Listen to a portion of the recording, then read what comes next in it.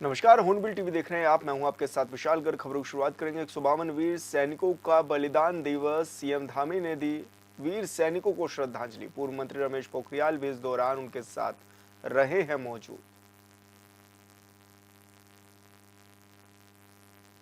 दिल में देशभक्ति का जज्बा है, देश के कुछ करने के लिए कोई संकल्प है, इच्छा शक्ति है, हमने शपथ ली है, हमने सौगंध ली है, तो कोई भी शक्ति, कितनी भी परेशानियां, कितनी भी चुनौतियां हो, कितनी भी मुश्किलें क्यों न हो, हमको आगे बढ़ने से नहीं रोक सकती है।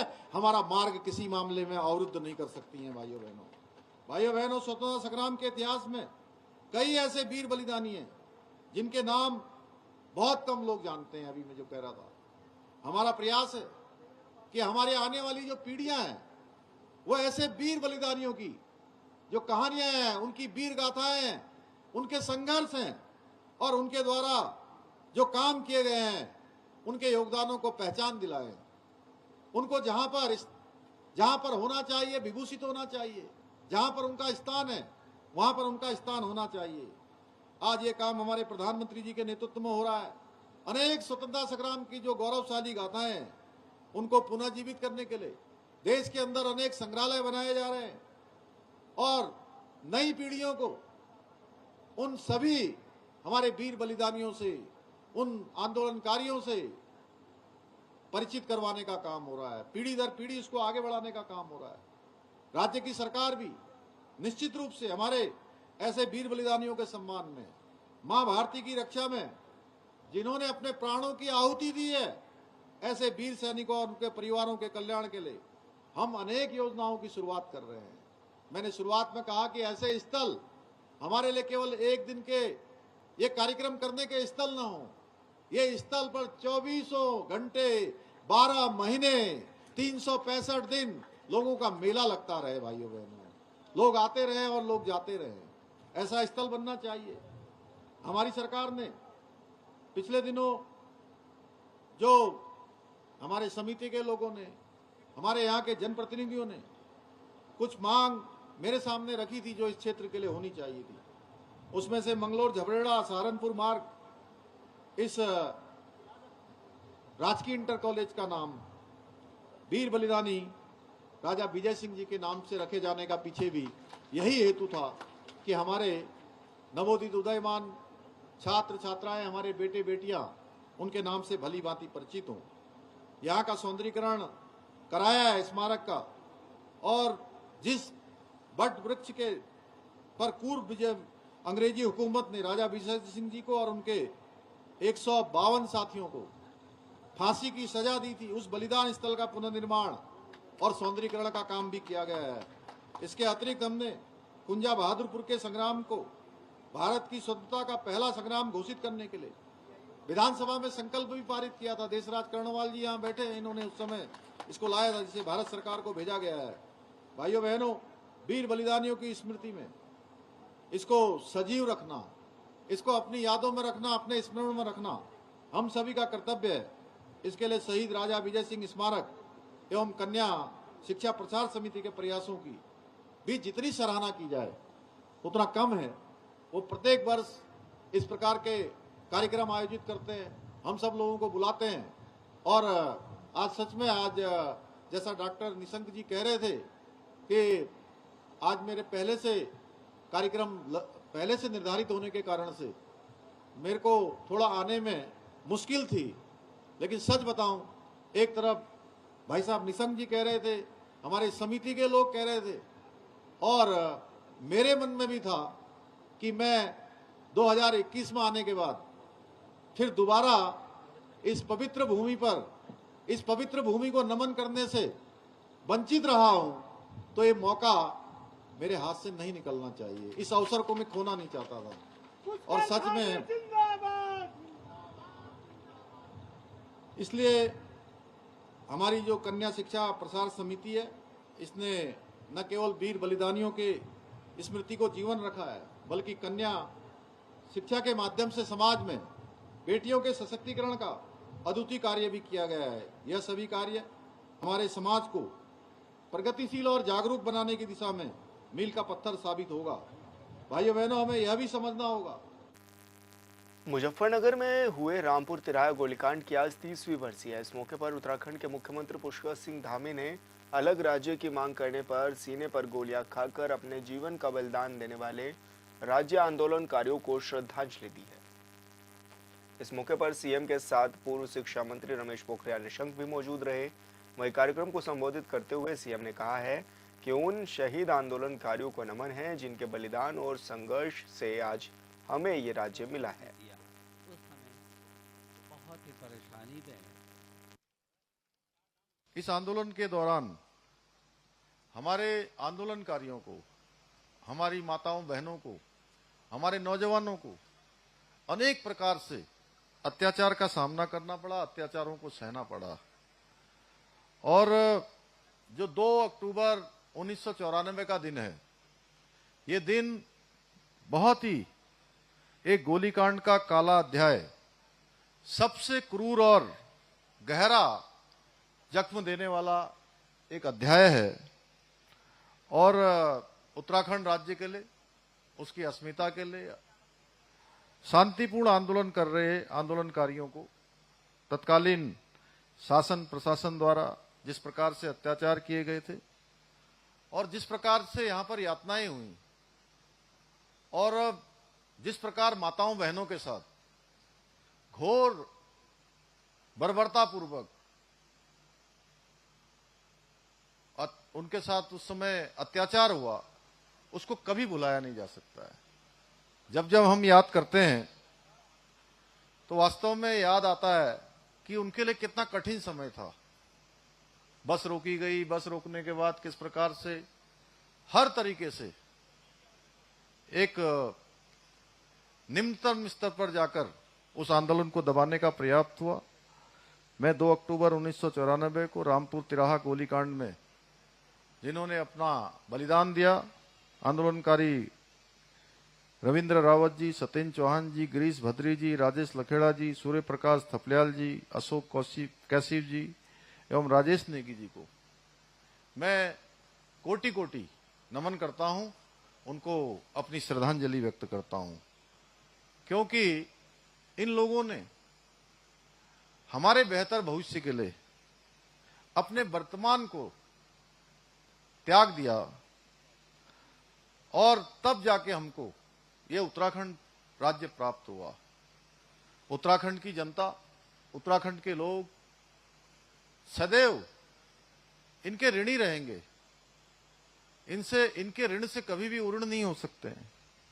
मैं उत्तराखंड राज्य में राज्य आंदोलन को उस समय चलाने में जिन माताओं बहनों ने भी अपना योगदान दिया, उस मातृशक्ति की बदौलत वो आंदोलन अपने निर्णायक संघर्ष तक पहुंचा।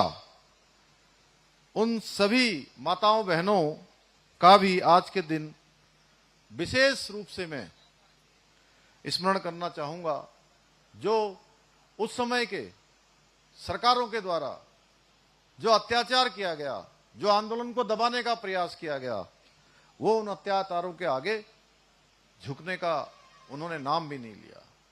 उन्होंने झुकना स्वीकार नहीं किया, उन्होंने आगे बढ़ना स्वीकार किया, रुकना स्वीकार नहीं किया, आंदोलन को गति देना स्वीकार किया।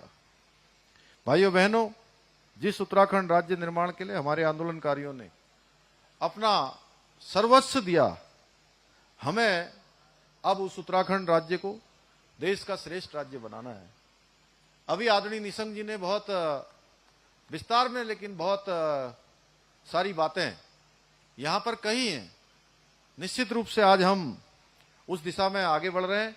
मैं आज इस अवसर पर पूरी प्रतिबद्धता से ये कहना चाहूंगा कि हमारी सरकार राज्य के आंदोलनकारियों, उनके बलिदानियों के आदर्शों और उनके सपनों को साकार करने के लिए हर संभव प्रयास कर रही है, हर दिशा में काम कर रही है।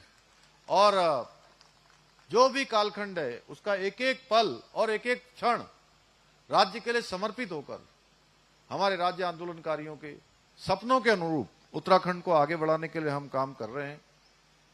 आज हम हमारा जो विकल्प रहित संकल्प है, उस संकल्प को मूल मंत्र मानते हुए उत्तराखंड के इंफ्रास्ट्रक्चर को मजबूत करते हुए विभिन्न योजनाओं के जरिए राज्य के अंतिम छोर में खड़े हुए व्यक्ति तक सभी सुविधाएं पहुंचे, सभी आवश्यक सहायताएं पहुंचे, हमारा शासन पहुंचे, हमारा प्रशासन पहुंचे, हमारी योजनाएं पहुंचे, उसके लिए काम कर रहे हैं भाइयों बहनों। इसलिए हमने राज्य आंदोलनकारियों के प्रति अपनी कृतज्ञता व्यक्त करते हुए राज्य आंदोलनकारियों और उनके आश्रितों के लिए सरकारी नौकरियों में 10% का क्षैतिज आरक्षण विधानसभा में विधेयक लाकर इसको लागू कर दिया है। इसके साथ ही नारी शक्ति को नमन करते हुए हमारी सरकार ने राज्य में महिलाओं को 30% का क्षैतिज आरक्षण भी सभी सरकारी नौकरियों में देने का ऐतिहासिक कार्य किया है। महात्मा गांधी की जयंती को पूरा देश आज धूमधाम के साथ मना जा रहा है और ऐसे में प्रधानमंत्री नरेंद्र मोदी ने भी स्वच्छता अभियान के रूप में इसे मनाया है। स्वभाव और संस्कृति स्वच्छता की थीम पर आधारित आज ये कार्यक्रम रहा है। इस दौरान मुख्य अतिथि के रूप में आज देहरादून गांधी पार्क में आयोजित इस कार्यक्रम में केंद्रीय मंत्री किरण रिजिजू भी पहुंचे हैं। इस मौके पर केंद्रीय मंत्री ने महात्मा गांधी की प्रतिमा पर माल्यार्पण कर उन्हें श्रद्धांजलि भी अर्पित की।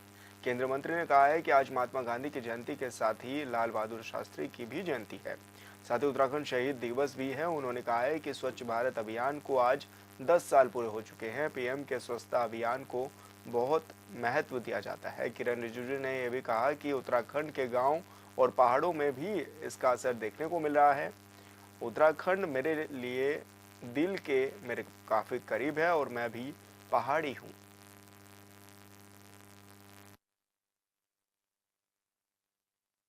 हमारा देश में पूरे हर राज्य में स्वच्छता का कार्यक्रम चल रहा है क्योंकि आज बहुत महत्वपूर्ण दिवस है। आज महात्मा गांधी जयंती भी है, आज लाल बहादुर शास्त्री जी का जयंती भी है और उत्तराखंड में आज शहीद दिवस भी है। हमारे लिए उत्तराखंड में आना बहुत खुशी की बात है और आज 10 साल पूरा हो गए हैं स्वच्छ भारत अभियान को चलाते हुए। आदरणीय प्रधानमंत्री मोदी जी ने पदभार संभालते ही प्रधानमंत्री के जिम्मेदारी लेने के बाद सफाई अभियान को बहुत महत्व दिए हैं। स्वच्छता का अभियान पूरा देश भर में आंदोलन के रूप में पकड़ चुके हैं। मैं तो उत्तराखंड में देखा हूं कि गांव-गांव पहाड़ों में भी स्वच्छता का सबको महसूस हो रहा है कि बहुत ज़रूरी है और उत्तराखंड तो मेरे लिए बहुत दिल से करीब है। मैं भी पहाड़ी हूँ और यहाँ पहाड़ी इलाकों में आने से दिल से हम जुड़ते हैं। उत्तराखंड में कोई ऐसा गांव नहीं बचा, कोई ऐसा इलाका नहीं है जहाँ मेरा दौरा नहीं हुआ हो। गुंजी से लेकर के नाबिदांग, कुट्टी से, धारचूला से लेकर के पिथौरागढ़, अल्मोड़ा, वहाँ से लेकर के पूरा ग्वालडम से होते हुए मुंशियारी और पूरे यहाँ पश्चिम में आपके टेहरी इलाका में हारसिल से आगे नागा पोस्ट तक केलोंग घाटी से लेते हुए फिर वहाँ सारा का सारा इलाका नीचे चक्राता तक हिमाचल से जुड़े हुए, नेपाल से और नीचे यूपी से जुड़े हुए जितने भी इलाका है पूरा मैं गया हूँ। मैंने बचपन में भी कॉलेज यूनिवर्सिटी में भी यहाँ आया हूँ। जब भी उत्तराखंड आता हूँ मुझे बहुत अच्छा लगता है। आज देहरादून में हमारे प्रदेश के मुख्य जितने हमारे यहाँ मंत्री जी, हमारे सांसद, विधायक सबके साथ मिलकर के यहाँ वरिष्ठ अधिकारियों के साथ आज महात्मा गांधी का जयंती भी है, शहीद दिवस है, शास्त्री जी का जयंती है। तो हम लोगों ने यहाँ 10 साल स्वच्छ भारत अभियान पूरा होने पर आपके बीच में आया, बहुत अच्छा लगा। और इस बार थीम बहुत अच्छा लगा। यहाँ आपका स्वभाव स्वच्छता और संस्कृति स्वच्छता, इस तरीके से यहाँ एक थीम चलाया है, मुझे बहुत अच्छा लगा। स्वच्छता ही सेवा के अंतर्गत ज्योतिर्मठ नगर पालिका परिषद ने गांधी जयंती के अवसर पर स्वच्छता जागरूकता रैली का आयोजन किया है, जिसमें नगर क्षेत्र के कई विद्यालयों के स्कूली बच्चों ने पालिका परिषद के कर्मचारियों के साथ स्वच्छता और प्लास्टिक कूड़ा उन्मूलन के तहत इस कार्यक्रम में भाग लिया है। बता दें कि नगर पालिका परिषद ने 17 सितंबर से नगर क्षेत्र में स्वच्छता पखवाड़े का आयोजन किया था, जिसका आज स्वच्छता जागरूकता रैली और हस्ताक्षर अभियान के साथ ही विधिवत समापन ही हो गया है। इस रैली का समापन गांधी मैदान में स्वच्छता संकल्प के साथ किया गया। इस मौके पर बड़ी संख्या में जनप्रतिनिधि भी मौजूद रहे।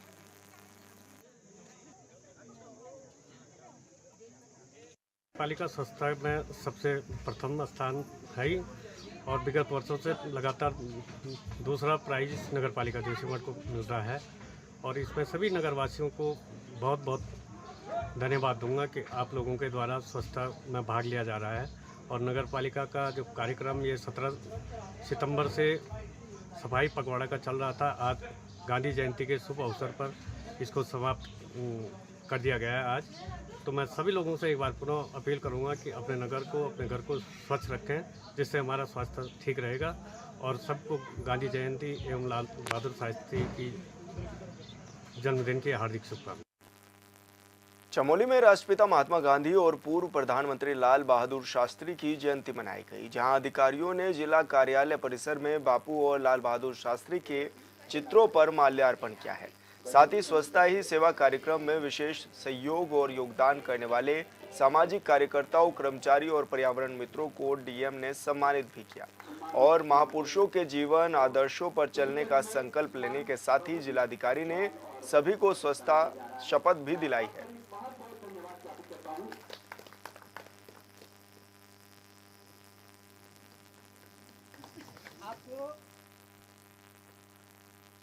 उत्तराखंड परिवर्तन पार्टी ने मुजफ्फरनगर कांड के दोषियों पर कार्रवाई की मांग को लेकर अल्मोड़ा में प्रदर्शन किया है। इस दौरान उन्होंने जमकर नारेबाजी भी की।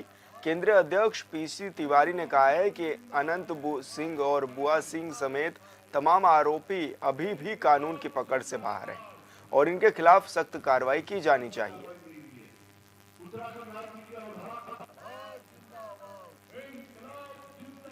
मुजफ्फरनगर जैसे शर्मनाक कांड की आज 30वीं बरसी है, लेकिन उत्तराखंड बनाने में जो पूरी समाज साथ सड़कों पर था, आज वो गायब है। इस 24 सालों में इस राज्य के प्राकृतिक संसाधनों की लूट, इस राज्य में जिनके साथ जिन लोगों ने, जो हमारे खलनायक थे, जिन लोगों ने मुलायम सिंह, बुआ सिंह, अनंत कुमार सिंह जैसे लोगों हम दंडित नहीं कर सके, 30 साल में मुकदमों का फैसला नहीं हुआ। तो ये बताता है कि उत्तराखंड राज्य का भविष्य अच्छा नहीं है। जिसका समाज खड़ा नहीं होता है, आगे नहीं बढ़ते हैं, कि लड़ाई को नहीं लड़ सकते हैं, तो समाज जो है अपनी बेहतरी की लड़ाई नहीं लड़ सकता। देहरादून में नियोजन सचिव आर मीनाक्षी सुंदरम ने प्रेस कॉन्फ्रेंस कर घटती बेरोजगारी दर और बढ़ती जीडीपी की जानकारी साझा की है। इस दौरान उन्होंने कहा है कि नियोजन विभाग ने आगामी 5 सालों के अंदर जीएसडीपी की दोगुना करने का लक्ष्य रखा है। इस दिशा में विभाग बढ़ता हुआ नजर आ रहा है। हाल ही में जारी हुए आंकड़ों में अभी तक 1.3 गुना जीएसडीपी बढ़ी है। 2022-23 में 15 से 29 साल से ऊपर की लेबर फोर्स में भी इजाफा हुआ है। ये बढ़ोतरी करीब 4% तक हुई है। खासतौर पर महिला श्रमिकों के आंकड़ों में भी काफी इजाफा देखने को मिला है। लखपति दीदी योजना से भी इसके लिए कारगर ये साबित हुई है। उन्होंने बताया है कि बेरोजगारी दर 14.2% से घटकर 9.8% पहुंची है। पर्यटन और रोजगार के क्षेत्र में भी इजाफा हुआ है। सरकारी नौकरी से भी प्रदेश में रोजगार बढ़ा है।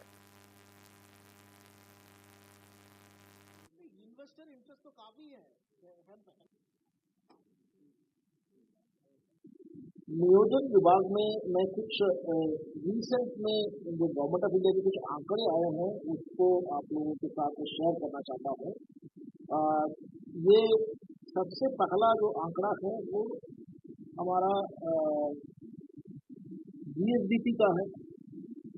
जो जीएसडीपी का ग्रोथ है ये हम लोग आपको मालूम होगा कि 2022 में हमने एक थोड़ा सा एम्बिशियस टारगेट रखा था कि हम 5 साल में अपने जीएसडीपी को दोगुना करेंगे और उसके साथ साथ हमने मैकिन्से कंपनी को हायर भी किया था उसकी स्ट्रैटेजी पार्टनर के रूप में और उसके बाद हम विभिन्न फ्रंट्स में काम करते रहे।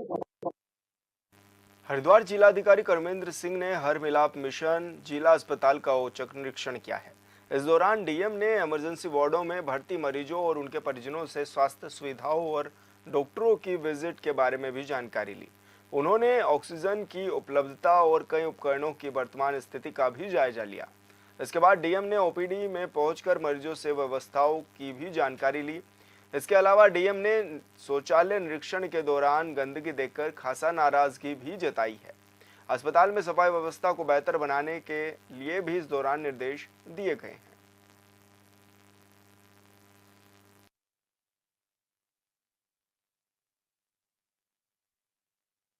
देखिए, आज मिलाप जिला चिकित्सालय का निरीक्षण किया गया है और निरीक्षण के दौरान इनके जो विभिन्न वार्ड्स हैं और स्पेशली जो डेस्टिट्यूट्स वार्ड्स हैं और जो डेंगू वार्ड है उन सब का निरीक्षण किया गया है। इनके स्टॉक का निरीक्षण किया गया है, साफ़ सफाई का निरीक्षण किया गया है, जो इनका ब्लड लेने की स्थिति है और जो लगा सिस्टम उनके निरीक्षण किया गया है, इनकी ओटी का निरीक्षण किया गया है।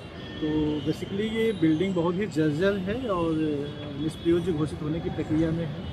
तो सबसे महत्वपूर्ण ये है कि इसको जो है जो नया 200 बेड का बना हुआ है इसमें शिफ्ट करने के लिए जल्दी प्रयास किया जाएगा कि इसमें शिफ्ट किया जाए। जर्जर बिल्डिंग है, कभी भी कोई बात हो सकती है और उसका निरीक्षण भी हो चुका है, निष्प्रयोज्य घोषित होने की प्रक्रिया भी उसकी है, तो जल्दी ही हम लोग इसको इसमें शिफ्ट करेंगे। हरिद्वार में drug inspector Anita Bharti action mode में है, जहां उन्होंने छापेमारी के दौरान 7 मेडिकल स्टोरों में अनियमितताएं पाए जाने पर उन्हें बंद करा दिया है। पुलिस की मौजूदगी में इन मेडिकल स्टोरों पर ताले लगाए गए हैं। ड्रग इंस्पेक्टर ने साफ तौर पर निर्देश दिए हैं कि जब तक नियमों को पूरी तरह से पालन नहीं किया जाता तब तक मेडिकल स्टोर संचालित नहीं किए जाएंगे। यह कार्रवाई सिडकुल क्षेत्र के नवोदय नगर, रोशनाबाद, शिवालिक नगर और सूर्य नगर में की गई है। वहीं ड्रग इंस्पेक्टर की छापेमारी से अन्य मेडिकल स्टोर संचालकों में भी हड़कंप मचा हुआ है। क्षेत्र से शिकायतें आती रहती हैं और हमारे उच्च अधिकारियों द्वारा भी हमें दिशा निर्देशन किया गया है कि दवाइयाँ जो है कहीं ना कहीं स्टोरेज अच्छा ना मिलने की वजह से भी दवाइयाँ फेल हो जाती हैं।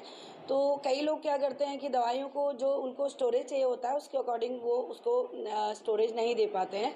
तो कल मैंने रोशनाबाद, नवोदय नगर और शिवालिक नगर में कुछ मेडिकल स्टोर चेक किए थे, जहाँ पर भी मुझे फार्मासिस्ट नहीं मिला और दवाइयों का रखरखाव अच्छा नहीं मिला, साफ़ सफाई नहीं मिली। तो ऐसे में लगभग 5-7 मेडिकल मैंने बंद किए हैं और कुछ मेडिकल स्टोर वाले जो थे वो दवाई अपना दुकान छोड़ के भाग गए थे। उनकी दोबारा से जांच होगी और कार्रवाई लगातार करती जाएगी। और फिलहाल इस बुलेटिन में इतना ही। आप देखते रहिए हॉर्नबिल टीवी। नमस्कार।